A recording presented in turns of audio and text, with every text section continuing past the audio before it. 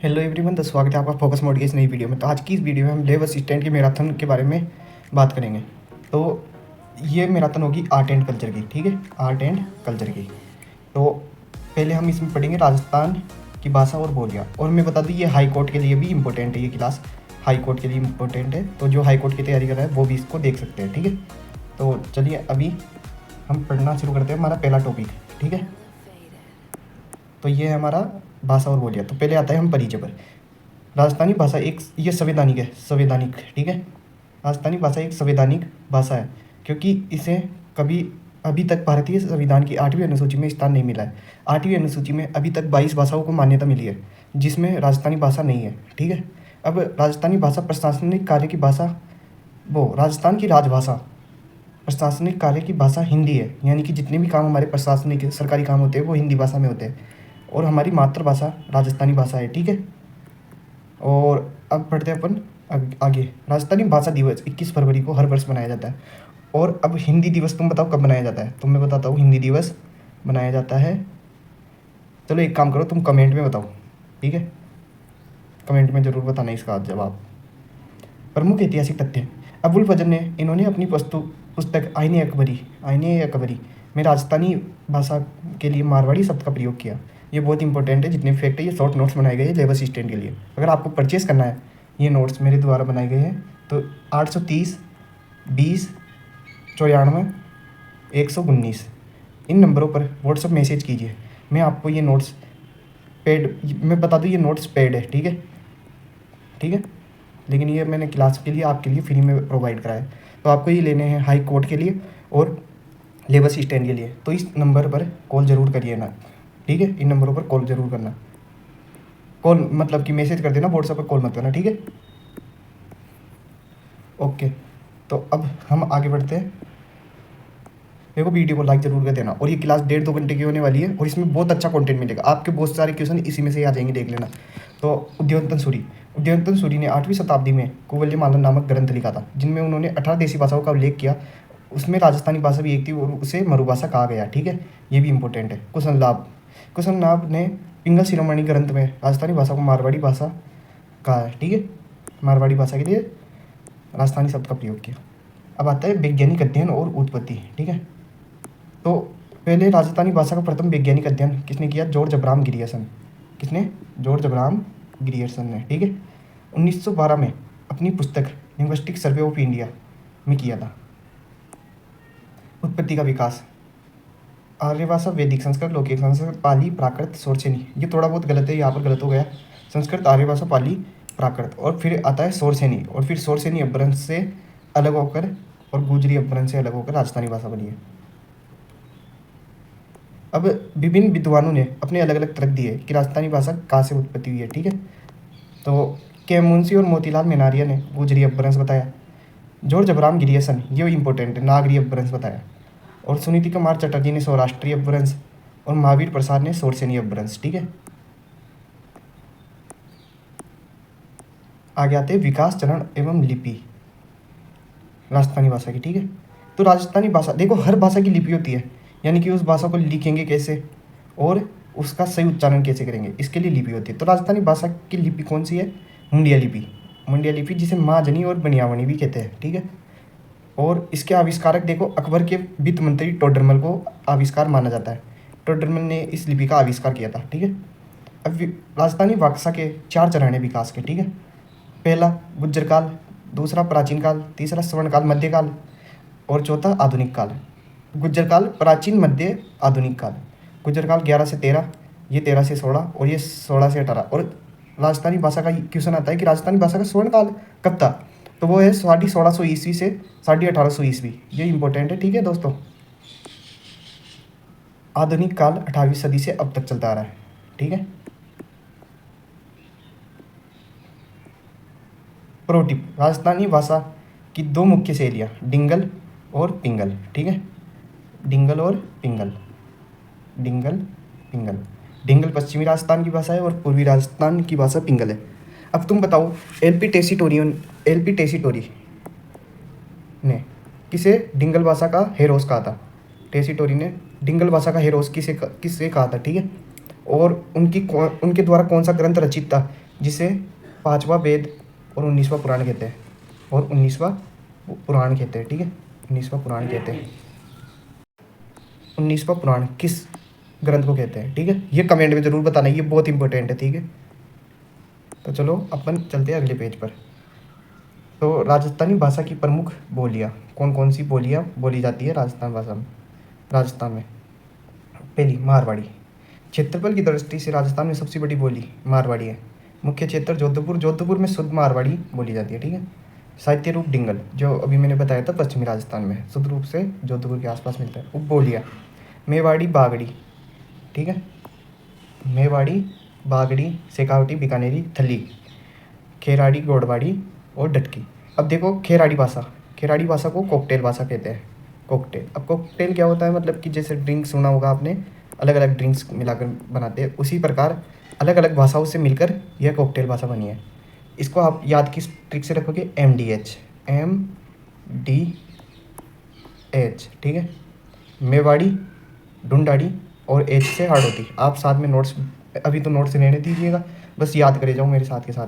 MDH, Mewari, hard होती और ढूंढाड़ी, ठीक है। अगले क्वेश्चन की तरफ आते हैं अपन। मेवाड़ी क्षेत्र उदयपुर, चित्तौड़गढ़, राजसमंद और भीलवाड़ा। विशेषतः महाराणा कुंभा ने अपने नाटकों की रचना इसी बोली में की। इसमें नी शब्द का अधिक प्रयोग होता है, ठीक है। अगली बोली है अपनी वागड़ी, ये मारवाड़ी भाषा की बोलियाँ है, ठीक है दोस्तों। डूंगरपुर, बांसवाड़ा, बागड़ क्षेत्र में बोली जाती है। जो जॉर्ज ग्रियर्सन थे, जिन्होंने वैज्ञानिक अध्ययन किया था सर्वप्रथम राजस्थानी भाषा का, उन्होंने इस भाषा को भीली बोली कहा है, ठीक है दोस्तों। अब संत मावजी की रचनाएं चौपड़ा इसी बोली में है। चलते हैं अगली स्लाइड पर। राजस्थान की प्रमुख उपबोलियाँ, प्रमुख बोलियाँ, ठीक है। तो पहली है ढूंढाड़ी। तो जनसंख्या की दृष्टि से राजस्थान की सबसे बड़ी बोली है ढूंढाड़ी, क्योंकि आपको पता होगा ये जयपुर की तरफ बोली जाती है, और जयपुर में सबसे ज़्यादा जनसंख्या 66 लाख है, ठीक है, मतलब कि 2011 के आंकड़े के अनुसार। तो उस हिसाब से देखें तो सबसे ज़्यादा यहीं पर बोली जाती है। और मुख्य क्षेत्र जयपुर, टोंक, अजमेर व किशनगढ़, ठीक है। किशनगढ़ जयपुर में पड़ता है, और किशनगढ़ डंपी की आड़ भी अजमेर में है, ठीक है। और संत दादू दयाल ने अपने उपदेश इसी बोली में दिए। अब संत दादू दयाल के बारे में बात करें तो संत दादू दयाल ने दादू संप्रदाय की स्थापना की। इनकी प्रमुख पीठ कहाँ पर है ये बताओ तुम दो। और ये 152 शिष्य थे इनके। संत गरीबदास जी को इनकी मृत्यु के बाद में अगला उत्तराधिकारी बनाया गया था, ठीक है। और इनकी 5 शाखाएं हो गई थी जेत राम जी की समय, जब ये इनकी मतलब ये समाधि लिए थे, ठीक है। तो वो कौन कौन सी थी वो भी बताओ। और प्रमुख शाखा थी, आपको अभी तो प्रमुख शाखा याद रखनी है, ठीक है, नागा और खाकी, नागा खाकी, ठीक है। और मैं बता दूं नागा खाकी के जो साधु थे वो दोस्तों अपने साथ हथियार रखते थे, और उन्होंने हथियार रखते थे, ठीक है।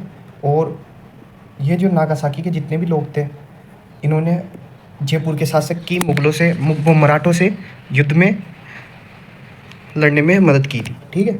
अब अगला क्वेश्चन है अपना बोलियाँ। तोरावाटी, तोरावाटी देखो कहाँ पर बोली जाती है ये बताओ।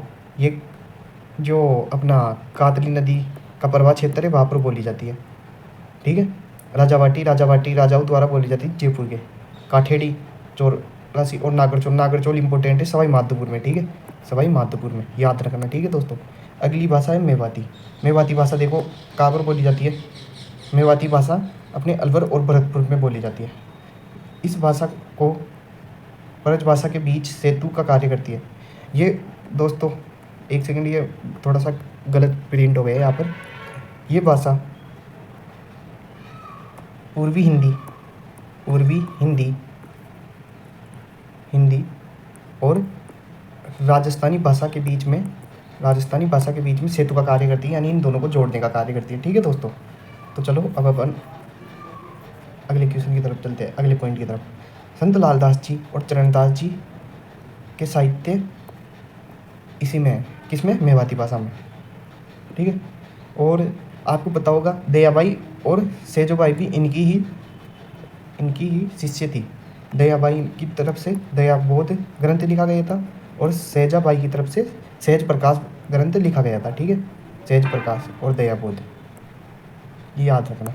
हाड़ौती बोली, क्षेत्र कोटा, बूंदी, बारा, झालावाड़, कवि सूर्यमल मिश्रण ने अपनी रचना इसी बोली में दी।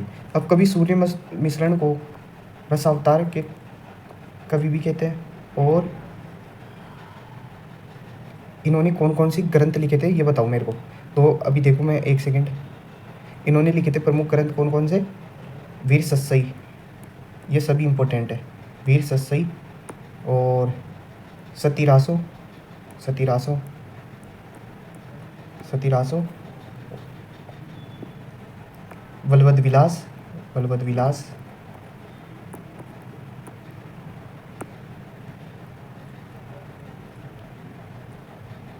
और वीर सत्सई। वीर सत्सई शायद दिखाई दी होगी लेकिन लिख लो कोई बात नहीं, वीर सत्सई, ये सभी इंपॉर्टेंट है इनकी, और ये एग्जाम में बार बार क्वेश्चन आता है। ठीक है, चलो तो अब हम चलते हैं अगली बोली की तरफ। अगली बोली है मालवी बोली। मालवी बोली प्रतापगढ़ और झालावाड़ की तरफ बोली जाती है। ये देखो यहाँ की नहीं है, ये गुजरात की तरफ ज़्यादा बोली जाती है। लेकिन फिर क्या हुआ, हम व्यापार की तरफ से करने जाते थे तो बाहर से लोग घुल मिल गए और यहाँ पर ये बोली बोलने लग गए। तो बोली है इसकी रागड़ी, निमाड़ी जो राजस्थान में बोली जाती है, और भी है सोडावाड़ी और काठीवाड़ी। तो रागड़ी मारवाड़ी प्लस मालवी के मिश्रण है। ठीक है, और निमाड़ी दक्षिणी राजस्थान में ज़्यादा बोली जाती है। तो चलते हैं अपनी अगली बोली की तरफ। अन्य महत्वपूर्ण उपबोलियाँ एवं उनके क्षेत्र, बोली उपबोली संबंधित क्षेत्र। ठीक है, तो रावाटी कातली नदी का प्रवाह क्षेत्र, सीकर झुंझुनू, मैंने ऊपर बताया था ये। अहिरवाटी राठी बोली, अहिरवाटी देखो बहरोड, मुंडावर, अलवर, कोटपुली, जयपुर में बोली जाती है। और खेराड़ी, खेराड़ी के इंपॉर्टेंट लगा देना, कॉकटेल भाषा है, मैंने अभी बताया था, मेवाड़ी, ढूंढाड़ी और हाड़ौती का मिश्रण। और ट्रिक भी बताई होगी आपको, MD और H याद रखना दोस्तों। कॉकटेल भाषा शाहपुरा भीलवाड़ा में बोली जाती है। जगरोती भाषा करौली क्षेत्र में। और ये बीसनी नहीं है, ये गलत प्रिंट हो गया, बीजनी है। ठीक है, और इंद्रगढ़ बूंदी में। नागरचौल, सवाई माधोपुर और टोंक। पहले आपको सवाई माधोपुर को प्रायोरिटी देनी है। ठीक है, तो चलते हैं अपन राजस्थान के प्रमुख ग्रंथ एवं उनके लेखक। देखो आपको क्लास अच्छी लग रही है तो ये क्लास लाइक कर देना। और हिस्ट्री की भी हम ऐसे मैराथन लेकर आएंगे, बस इस मैराथन में जुड़े रहिए, नंबर लाना हमारी हाथ में। ठीक है, चैनल को सब्सक्राइब जरूर कर लेना। अगर व्हाट्सएप टेलीग्राम से जुड़ो फ्री नोट्स के लिए, और पेड नोट्स के लिए मैंने बताई थी, अगर ये पेड नोट्स चाहिए आपको तो मैसेज कर देना व्हाट्सएप पर, ऊपर नंबर बता दिए थे आपको क्लास में शुरुआत में। तो राजस्थान के प्रमुख ग्रंथ एवं उनके लेखक, तो इसमें वैसे तो ये बहुत सारे हैं लेकिन मैं आपको प्रमुख बता दूंगा इनमें से भी। ये सभी प्रमुख है वैसे तो, लेकिन फिर भी और प्रमुख बता दूंगा, और इनकी ट्रिक भी कैसे याद रखना। पहला है पृथ्वीराज रासो। तो पृथ्वी से क्या रास आता है अपन को, वो आता है चांद। ठीक है, ऐसे याद रखना, पृथ्वी से क्या रास आता है, चांद। तो पृथ्वीराज रासो चंद्र प्रदाई। और पृथ्वीराज विजय, तो आखिरी में क्या आ रहा है, जय, और इधर क्या आ रहा है, जय, जयानक। ठीक है, अब ये सभी इंपॉर्टेंट है, ये यहाँ से लेकर एक सेकेंड 8 तक तो इम्पोर्टेंट है। ठीक है, 8 तक ये तो याद करने ही करना है। हमीर रासो, हमीर रासो देखो, एक तो जोधराज भी लिखी थी, कई जगह किताबें मिल जाएगा, लेकिन सारंगधर को प्रायोरिटी देनी है। ठीक है, सारंगधर। और हमें महाकाव्य, अब महाकाव्य मतलब आंखों देखा हाल ऐसे मान लो, तो मतलब नयन देखा हाल, तो नयन चंद्र सूरी। ठीक है, खुमान रासो, खुमान का मतलब खाऊंगा गोली, कहाँ पर, दिल पर, तो दलपत विजय हो जाएगा। बिसलदेव रासो, यानी कि आजकल कंपनियां क्या करने लग गई हैं, नल का पानी बिस्लरी की बोतल में भरकर बहुत ही फर्जी कंपनियां पानी बेच रही है बिस्लरी का खेकर। तो ऐसे याद रखना है ना, बिसलदेव रासो। मैं एक सेकंड ये सभी हटा देता हूँ, आपको सही से दिख जाए। ठीक है, हाँ, बिसलदेव रासो। अब राम रासो, राम रासो का मतलब कि राम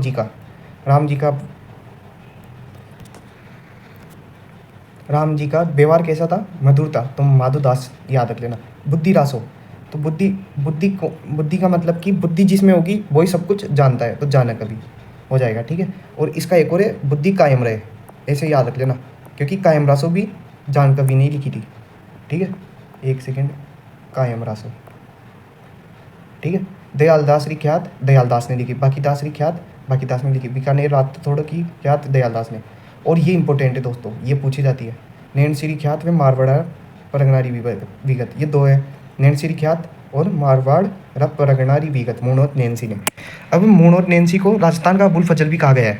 अबुल फजल वही है जो आईने ए अकबरी लिखी थी, और उन्होंने अपनी ग्रंथ में आईने ए अकबरी में राजस्थानी भाषा का नाम दिया था, राजस्थानी भाषा के लिए राजस्थानी वर्ड का यूज किया था। ठीक है, सत्य के साथ मेरा प्रयोग, महात्मा गांधी। कानड़ दे प्रबंध पद्मनाभ, अब ये इंपॉर्टेंट है दोस्तों, बटेश्वर बाहुबली गौर। ये क्या हमारा राजस्थान का पहला ग्रंथ है राजस्थानी भाषा का। तो इसमें क्या है, ये लोक नृत्य से संबंधित ग्रंथ है। वज्रसेन सूरी, रास शालिभद्र सूरी। अब कुवल्य माला मतलब माला, माला कहाँ पर मिलेगी? उद्योतन, उद्योतन मतलब कि वन, या फिर वो बोलते हैं ना संस्कृत भाषा में पार्क को। राव जयसिंह, अब जयसिंह चंद बिट्टू सूजा के द्वारा। राजरूपक कवि बीरबाण, जयसिंह कारिका जयसिंह द्वारा। ढोला मारूरा दुआ, ये इंपॉर्टेंट है दोस्तों, जो इंपॉर्टेंट लगा रहा है वो तो याद करनी है। कवि कल्लोल, ठीक है, एक सेकंड ये सब हटा देता हूँ आपको सही से दिख जाए, ठीक है। कवि कल्लोल, वीर सत्सई, देखो बिहारी सत्सई आ गई, बिहारी। वीर विनोद श्यामल दास ने लिखी, ये इंपॉर्टेंट है। ये अभी 4th ग्रेड में पूछा गया था, जो अभी पिछले साल की भर्ती थी। और ये भी इंपॉर्टेंट है, दुविधा टिडोराव और अलेको हिटलर। दुविधा और अलेको हिटलर विजयदान देता। पगफेरो मणिमधुकर। सूरज प्रकाश कर्णिदान, सूरज की किरण के द्वारा, ऐसे याद रख लेना। मानचित्र रासो नरोत्तम जी।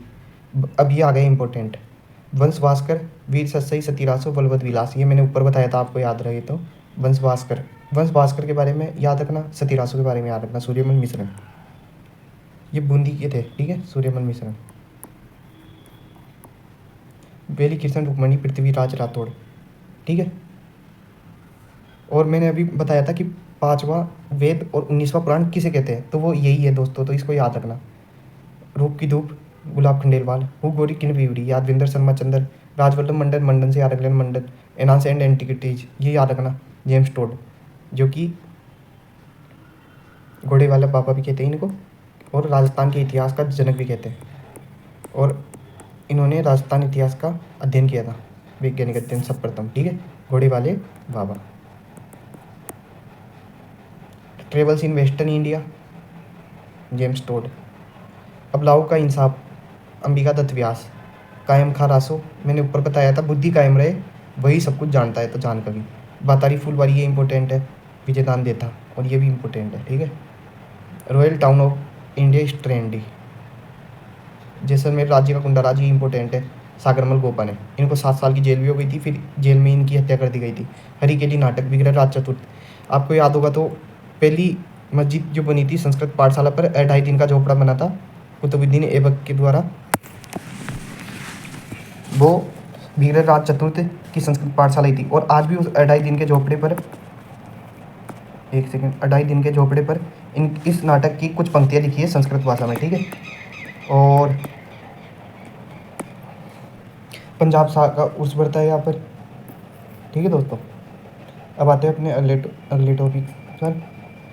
ढोला मारूरी चौपाई, ये इंपॉर्टेंट है, कुशल लाभ द्वारा। गोरा बादल, हेमरतन, एस्ट्री ऑफ राजस्थान, रीमा ऊर्जा, हमीरहट, चंद्रशेखर, पाऊजीरा चंद, बिट्टू मियाँ, ये इंपॉर्टेंट है, ठीक है। चलो ये टॉपिक खत्म हो गया। ये देखो हमारे टेलीग्राम चैनल राजस्थान जी के, मैंने ये टेलीग्राम पर, ये फ्री में नहीं डाली, फ्री में हमारे ज्योग्राफी के नोट डले हुए हैं टेलीग्राम पर, ये पेड है।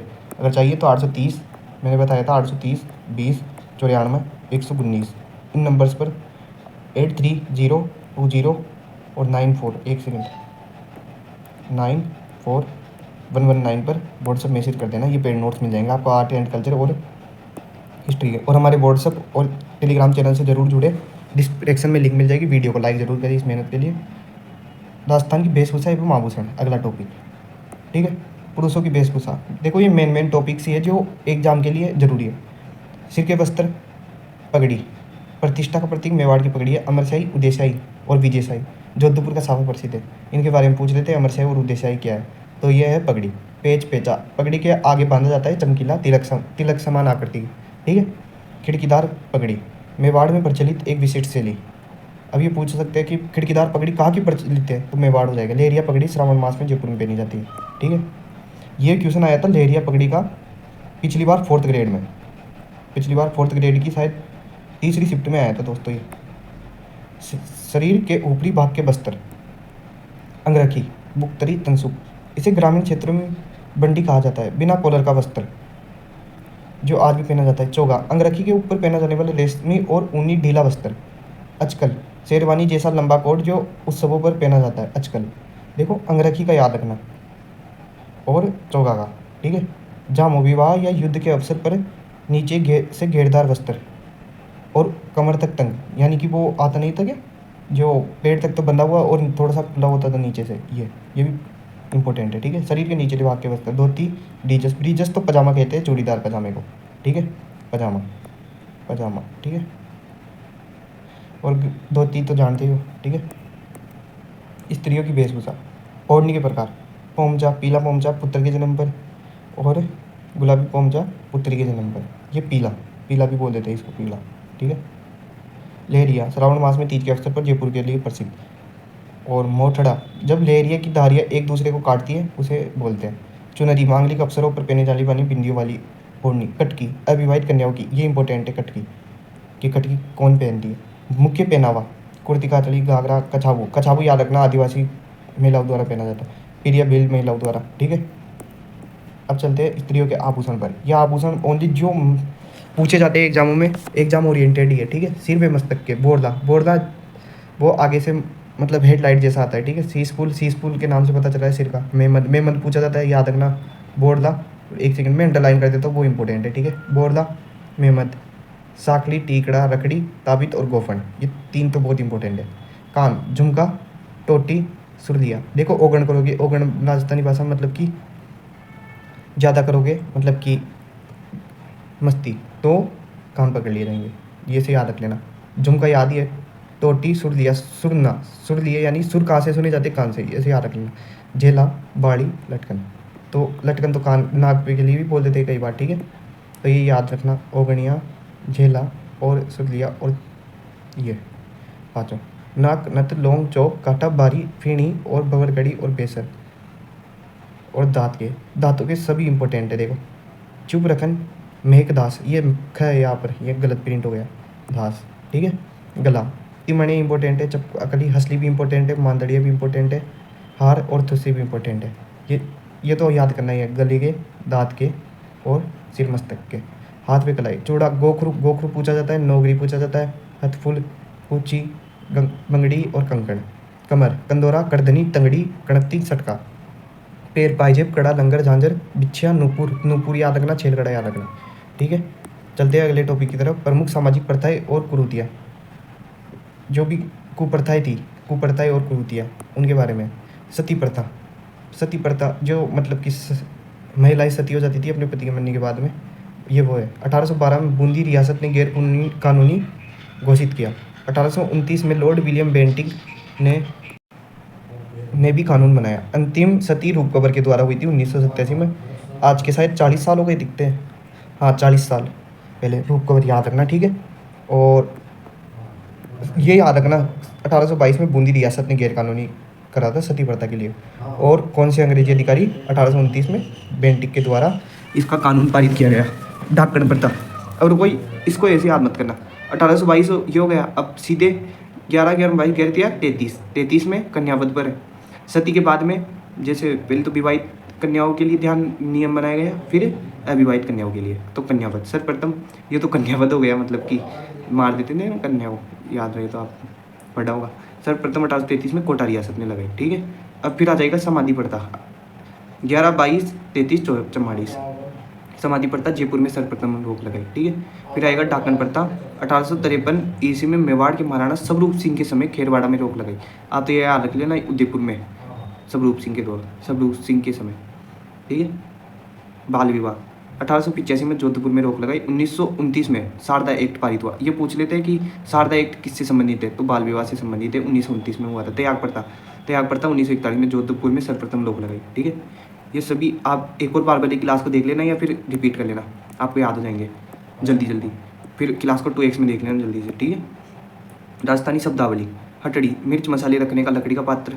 गाड़लू, बच्चों का 3 पहियों का मतलब गाड़ी याद रखने ना। बिलोमणी, दही बिलोने के लिए मटका। नेड़ी, छाछ बिलोने के लिए जो बीच में लकड़ी का इस्तेमाल होता है, उसे गोल गोल घुमाकर दही कराया जाता है। घी, ठीक है। जामन तो सभी जानते हैं, दही जमाने हेतु प्रयुक्त खट्टा पदार्थ। छाछ, दही कुछ भी हो सकता है। महत्वपूर्ण प्रश्न में तथ्य, मेमद कहाँ पर पहना जाता है, मेमद सिर पर। अब मैं कहता हूँ बोरदा कहाँ पर पहना जाता है, ये बताओ। और गोफन कहाँ पर पहना जाता है, ये बताओ। शारदा एक्ट अभी ऊपर ही बताया था मैंने, बाल विवाह से संबंधित है। राजस्थान में सर्वप्रथम सती प्रथा पर गैर कानूनी किस रियासत ने किया, तो सती प्रथा को गैर कानूनी किसने बताया था, बहुत ही, एक सेकंड, सती प्रथा हाँ, सती प्रथा कब हुई ये बताओ पहले तो। ये हुई थी 1822 में, ठीक है, 1822 में बूंदी में, ठीक है। और कन्यावध पर कब हुआ ये बताओ अब, अगर आप स्टडी कर रहे हो, देखो ध्यान से क्लास को लो। कन्यावध 1833 में बंद हुआ, ठीक है। दिखा देता हूँ आपको ऊपर एक बार,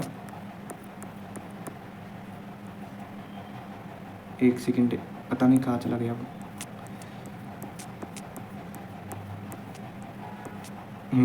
ये रहा 1833 में कोटा रियासत द्वारा रोक लगाई गई और समाधि प्रथा पर जो जयपुर में, ठीक है, याद रखना।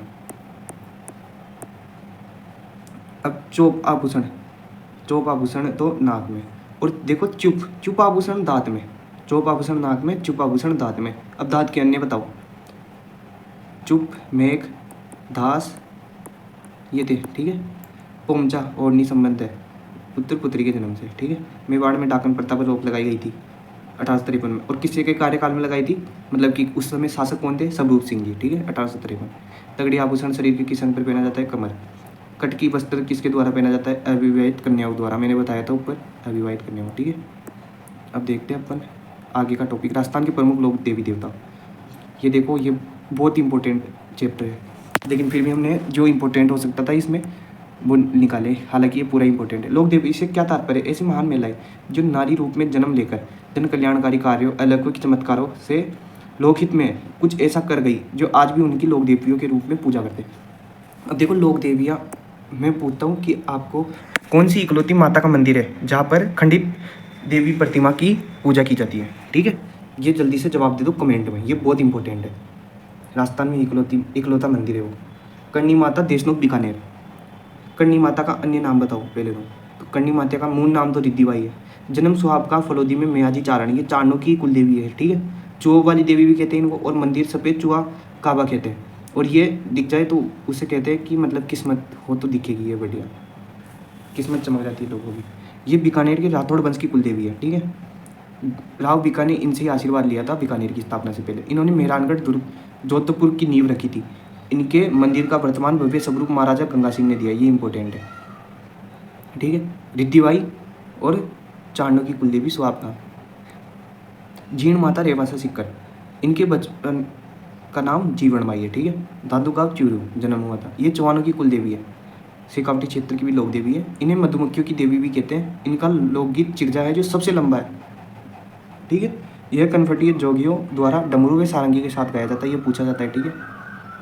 यह अष्टभुजी प्रतिमा है, 2.5 प्याला शराब छकती है और बकरे के कान भी। तनोटिया माता, जैसलमेर, इन्हें रुमाल वाली देवी कहते हैं। भाटी शासकों की इष्ट देवी, थार की वैष्णो देवी।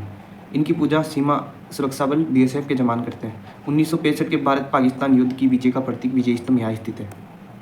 शीतला माता चाकसू, इन्हें चेचक की देवी कहते हैं। शेरडुल माता, बच्चों की संरक्षिका, महामाई देवी भी कहते हैं। सील डूंगरी पर महाराजा माधव सिंह ने इनका मंदिर का निर्माण कराया। वाहन इनका गधा, पुजारी इनके कुमार कहलाते हैं। ये राजस्थान की एकमात्र लोक देवी है जिनकी खंडित मूर्ति की पूजा की जाती है। अभी मैंने पूछा था ना, वो आ गया, ठीक है। शीतलाष्टमी, चैत्र कृष्ण अष्टमी को बासुड़ा का भोग लगाया जाता है। यहाँ पर मेला भी भरता है इसी दिन, ठीक है। केला देवी करौली, ये यादव वंश की कुल देवी है। इन्हें कृष्ण की बहन अंजनी माता का अवतार कहा जाता है। त्रिकुट पर्वत पर इस मंदिर में सामने बोरा भक्त की छतरी है, बोरा भक्त की छतरी। लांगुड़िया गीत नृत्य प्रसिद्ध है। चैत्र शुक्ल अष्टमी को लक्की मेला भरता है, ठीक है। ऐसे पूछते हैं कि लांगुड़िया गीत है व्यावसायिक नृत्य, व्यावसायिक या फिर वो सांप्रदायिक या भक्ति गीत, तो भक्ति गीत लगाना है आपको, ठीक है। अन्य महत्वपूर्ण लोक देवी है। आई माता, बिलाड़ा, जोधपुर, इनके मंदिर को दरगाह व थान को बडेर कहते हैं। अखंड ज्योत से केसर टपकती है। सुगाली माता, आउवा पाली, 1857 की क्रांति की देवी, 10 सिर और 54 हाथ। जम्बाई माता, जम्बा रामगढ़, कछवा राजवंशों की कुलदेवी। नारायणी माता, राजगढ़ अलवर, सेन नाई समाज की कुलदेवी। इनका मेला वैशाख शुक्ल एकादशी को लगता है, इंपॉर्टेंट है ये। और जमुबाई माता का पूछ लेते कि किन की कुलदेवी है। और हाँ, सुगाली माता का पूछ लेते कि 1857 की क्रांति की देवी कौन है, सुगाली माता, ठीक है। एक सेकंड में ये सभी हटा देता हूँ, आपको सही से दिख जाए। ब्राह्मणी माता, सोरसेन 12, एकमात्र देवी जिनकी पीठ की पूजा और श्रृंगार होता है। आवड़ माता, स्वांगिया माता, जैसलमेर, भाटी वंश की कुलदेवी। अब भाटी वंश की कुलदेवी तो कौन सी है, आवड़ माता, स्वांगिया माता। और अब भाटी वंश की इष्ट देवी कौन सी है, अगर आपने ऊपर पढ़ा हो तो देखे तो अभी मैं बताता हूँ आपको वापस से। भाटी शासकों की इष्ट देवी कौन सी है, तनोटिया माता। इष्ट देवी और कुलदेवी में अंतर मैं मानता हूँ आपको कि इतना तो पता होगा, ठीक है। ज्वाला माता जोमनेर, जयपुर कंगारोट राजवंश की कुलदेवी। गौर माता राजवंश राजसमंद राजस्थान की एकमात्र सती जो बिना पति के सती हुई। बाण माता उदयपुर सिसोदिया राजवंश की कुलदेवी, ठीक है। प्रमुख राजवंश में उनकी कुलदेवियाँ राठौड़ करणी माता और नागनेंची माता भी है। राव बीकानेर मतलब कि करणी माता के आशीर्वाद से ही बीकानेर की स्थापना की थी, इसलिए बीकानेर राठौड़ की कुलदेवी करणी माता हो जाएगी। राठौड़ जोधपुर के, नागनेंची माता नगाना जोधपुर। कछवा जयपुर जमाबाई माता जम्बारामगढ़। चौहान जीण माता शाकंभरी। जीण माता को भी मैंने बताया था मधुमक्खियों की देवी भी कहते हैं। सिक्कर सांबर भाटी जैसलमेर। स्वांगिया माता जैसलमेर। सिसोदिया राजवंश की कुलदेवी बाण माता चित्तौड़गढ़ उदयपुर। यादव वंश की केला देवी है और त्रिकुट पर्वत पर है इनका मंदिर। जट भरतपुर राजेश्वरी माता जाटों की कुलदेवी, ठीक है, भरतपुर में इनका मंदिर। राजस्थान के प्रमुख लोक देवता। राजस्थान में पंचपीर के रूप में 5 देवता की विशेष मान्यता है। पंचपीर यानी इनकी पूजा मुसलमान और हिंदू सभी करते हैं। पाबूजी, हड़बूजी, रामदेव जी, मांगलिया और मेहा जी और गोगा जी, ठीक है। पाबूजी लक्ष्मण जी के अवतार। यह क्वेश्चन आता है कि पाबूजी को किसके अवतार कहा जाता है? लक्ष्मण जी के अवतार। कोलमुंड फलोदी में इनका जन्म हुआ था। पिता दांदल जी राठौड़, ठीक है। ऊँटों के देवता कहते हैं इनको। प्लेग रक्षक देवता भी कहते हैं। मारवाड़ में सर्वप्रथम ऊँट लाने का श्रेय इन्हें जाता है। घोड़ी केसर काल में थी। प्रतीक बाला लिया इस बार हुई और दाई ओर झुकी हुई पागड़ी। पावजी की फड़ राजस्थान की सबसे लोकप्रिय फड़ है। राजस्थान रावणहत्ता, जिसे रावणहत्ता वाद्य यंत्र के साथ बाजा जाता है, सबसे लोकप्रिय फड़ इनकी है, ठीक है। अब सबसे लंबा गीत किसका है जो चिर जाता? अब ये बताओ, ऊपर पढ़ाया था मैंने, आपको याद हो तो। रामदेव जी रोनेचारा धनी कहते हैं। उड्डू काश्मीर बाड़मेर में इनका जन्म हुआ था। पिता अजमल जी। इन्हें कृष्ण का अवतार और मुस्लिम रामसा पीर के रूप में पूजते हैं। ये एकमात्र लोक देवता थे जो कवि भी थे। इनकी प्रसिद्ध पुस्तक 24 वाणियाँ थी, ये पूछा जाता है, ठीक है। इन्होंने कावड़िया पंथ की पंथ की स्थापना की। 13 ताली नृत्य किया जाता है।